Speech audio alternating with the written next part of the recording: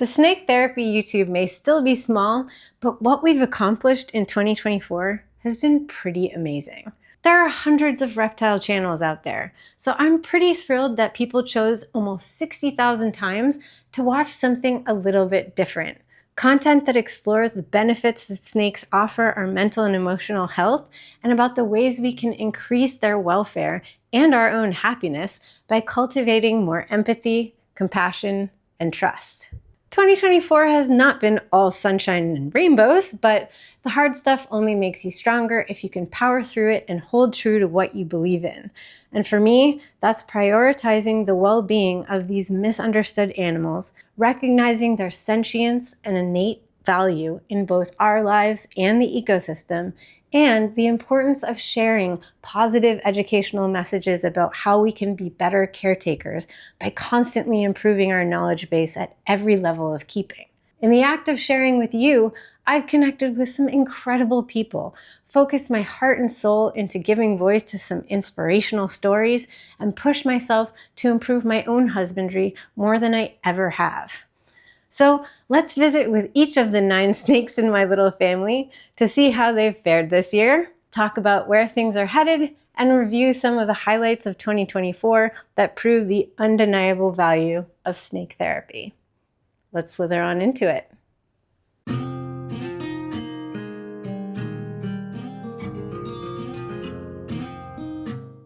Unfortunately, most keepers are doing the bare minimum of what we could to benefit a reptile's optimum health. Not necessarily intentionally, but because many of us don't know better, or because we're under the impression that they don't need it. But just because you don't need healthy food, exercise, and sunlight to survive doesn't mean you shouldn't get it if you can. So instead of minimum requirements, we'll continue to explore how we can maximize what we offer. And I'll be sharing the changes I make with you here to help you do the same. If we can, we should, right? After listening to a wonderful interview with Tomaskas Ltd recently, I've started to get a better grasp on how to at least come closer to a simulation of nature in my enclosures. So dialing that in for each animal I have will be one of my top priorities in 2025. I still did make some significant improvements in 2024, so let's take a peek in the enclosures and find out how everyone's doing and what's in store for them next year. We'll start with the queen of the Loa snake clan, the lady who lured me back into keeping snakes 5 years ago, my Mexican black king snake, Anu. Last year at this time, she was in a 4x2x18 Zen habitat. Her lighting, enrichment, and space was kind of lacking, and she started showing some signs of boredom and frustration. I don't blame her. She's an active and intelligent animal, and this year she grew past 4 feet in length herself. So, in April, I moved her into a 10-foot palace, using it as my first attempt at building out a full backgroundscape. She got UVB and improved lighting, live plants, well, those she deemed suitable not to kill, and tons of hiding, climbing, and basking opportunities. After observing her preference for her humid hide, I raised her humidity levels in her home, and she seems much more content. She's looking healthier and more beautiful than ever, and of course, has remained a favorite at our little zoo events, bringing smiles and wonder to so many people. Hobbes is still in his 4x2x18 Zen, and although I've improved it a bit, his home could still use some extra love, as could the man himself. He started showing signs of discomfort and stress when he was handled just over a year ago, so at first I just handled him less and gave him more opportunities for enrichment without my presence, while still trying to maintain the trust I'd built with him in the 4 years I'd had him. But late this summer, he developed, seemingly overnight, some pretty nasty kinks in his neck and upper body. A trip to the vet revealed that he had osteomyelitis, which is an infection caused by salmonella. Now, many reptiles naturally carry salmonella in their systems, without it negatively impacting them. So it's a bit of a mystery why some snakes develop this condition, or why it would suddenly show up in a snake pushing 5 years of age. Although the vet said, and I quote, other than osteomyelitis, he's one of the healthiest snakes I've ever seen. All of this was still a pretty big blow to my heart. What treatments there are pretty invasive and not very effective as the disease inevitably spreads. So as it stands, I've had to accept that there's not much I can do beyond monitoring him closely and ensuring he's eating, shedding, and defecating regularly. Luckily, he's been doing all of those things with little help from me and has maintained a healthy weight and activity level despite his illness. My biggest concern was that he might be in pain, but from what I've observed, as long as I don't handle him more than strictly necessary for health checks, he doesn't show signs that he's suffering too badly. Now, that's a hard thing to judge with reptiles, but I'm going off of the fact that he doesn't shy from my hand or even a gentle pet. He spends time out in the open exploring and basking, and eats with enthusiasm when I offer him small meals. So, not the best year for Hobbes overall, but at least he's still with us and hopefully will be for quite a while longer, especially if I make more effort to improve his environment. Luckily, he has really sweet friends who made him some get well soon cards. I think they helped him feel better because he seemed to perk up slightly after he received them. Thank you, Scarlett and Catherine, for those. They were really sweet.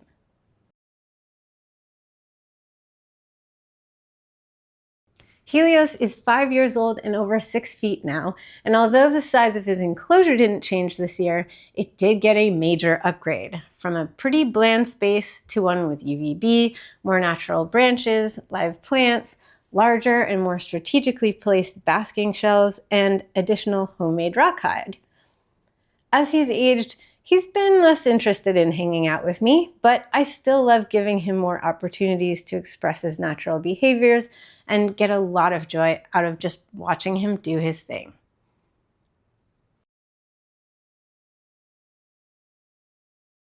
Olórin, the Snuggle Master, will be getting a home that's double the space in 2025, but he did get some improvements to his current living space this year. He's got UVB and better lighting, some plants, and more clutter to hide under and climb on, and he started showing himself out in the open more than he used to.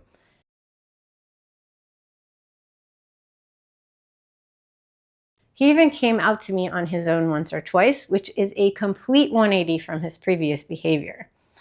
Just goes to show you, they really do have personalities that can change and develop over time, especially if you offer them more choices and freedoms.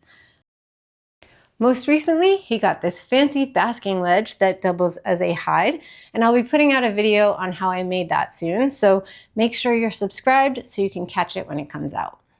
I've been taking notes on some more improvements I can make to his environment when he gets his new home. So I'm looking forward to seeing if and how those changes affect his behavior further. Severus will also be getting double the space in 2025, but his current enclosure got a few improvements like UVB, LEDs, and some extra enrichment. Although he's still on the shy side, lately he's allowed me to give him some chin rubs in his enclosure and has had some really fun adventures out in the world, educating people about snakes. He even made a new best friend at one of our little zoo gigs. Are you guys in love? Oh my god, they're so like I'm in deep love. You gotta say goodbye to each other. Are you so sad? I'm really sad. You're just the best of friends. Oh my god.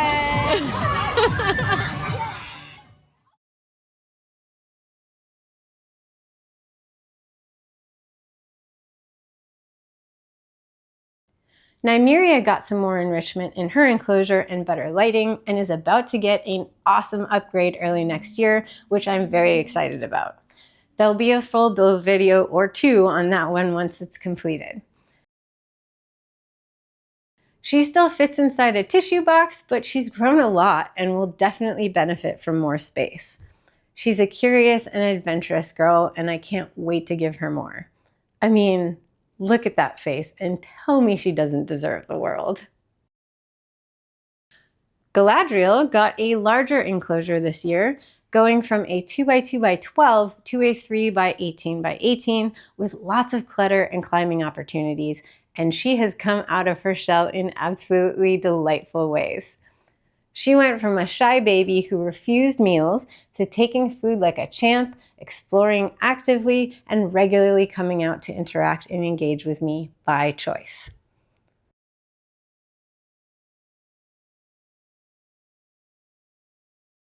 It's been an absolute joy to watch her personality develop, as well as her physical characteristics, not just in size, but in color.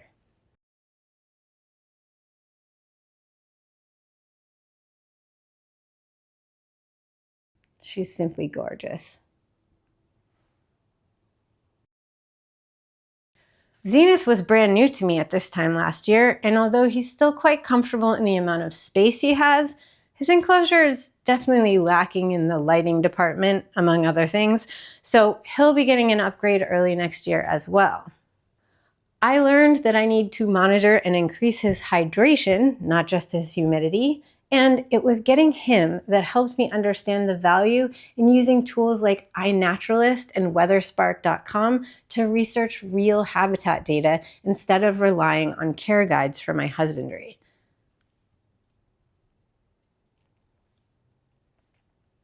His color is a little less red than when I got him, but he's definitely no less stunning for that, and every bit as sweet. He also did some really good snake therapy work out in the world this year.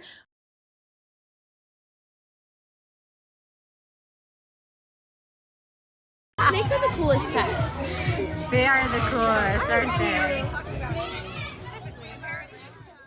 And most notably, helping a girl named Scarlett get through an emotional moment when I was interviewing her dad for an episode.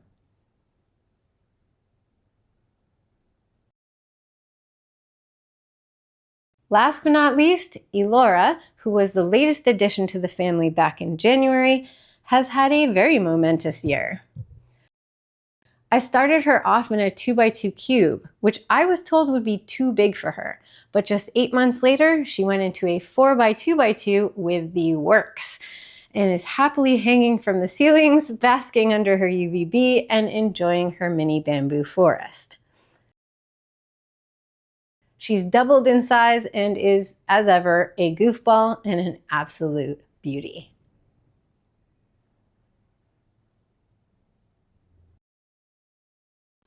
So I'd say I've been pretty busy this year, investing the majority of my time and money on increasing the welfare of my snakes, and barring Hobbes' illness, they're all healthy and thriving because of it. But what I learned more than anything is that the work to improve is a never-ending endeavor, and learning more is a constant. In the wise words of Mark from Mark's Reptiles, I will always remain teachable and open. And I'm committed to the idea that it's better to give more to less animals than to compromise and give less in order to have more animals. I'll probably get more snakes someday, but I have a lot of work to do for the ones I have before that happens. Plus, all of these projects are a fantastic outlet for my ADHD. Speaking of which, I can't end the year without acknowledging that this channel made a pretty huge shift when I started investigating the connection between the mental health benefits reptiles have on people with ADHD, autism, and other neurodivergent conditions. After putting out a survey to gather information from the public, I was flooded with incredibly beautiful stories about how snakes and other herps have not just helped, but changed the lives of people with neurodiversity. I began doing interviews, some for episodes and some just for connection and exploration, which meant learning a whole new set of skills, but the outcome was so inspiring that I felt like I discovered a new precious metal with endless reserves to mine.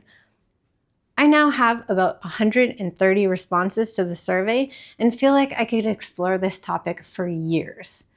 I even got to speak about it with Dylan on the Animals at Home podcast and have made many beautiful friendships because of it. To be quite honest, it's transformed my life completely. The sense of purpose and dedication I feel about giving voice to people in that community is like nothing I've ever experienced. I've gained friends and allies whom I never would have met if not for sharing positive educational content and plucking up the courage to reach out to people I admired or respected. I got to hear their stories and share my own. Our Discord channel has developed into a very special community space where people seem to feel safe and inspired to share both their love of their snakes and their knowledge and experience in order to help each other improve their husbandry. There were so many amazing moments this year that came from snake therapy that helped me grow and become a better version of myself. So I'm ending 2024 with a positive outlook and so much excitement about what's to come.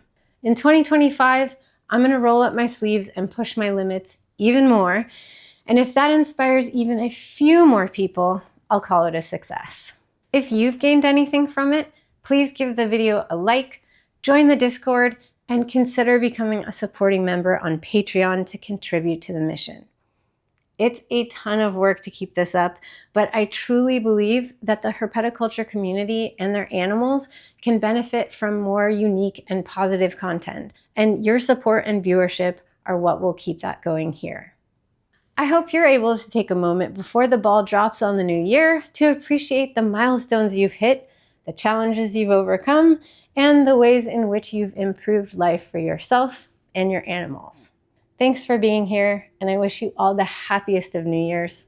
I'm Shira, and this is Galadriel, and we'll see you in 2025 for more snake therapy.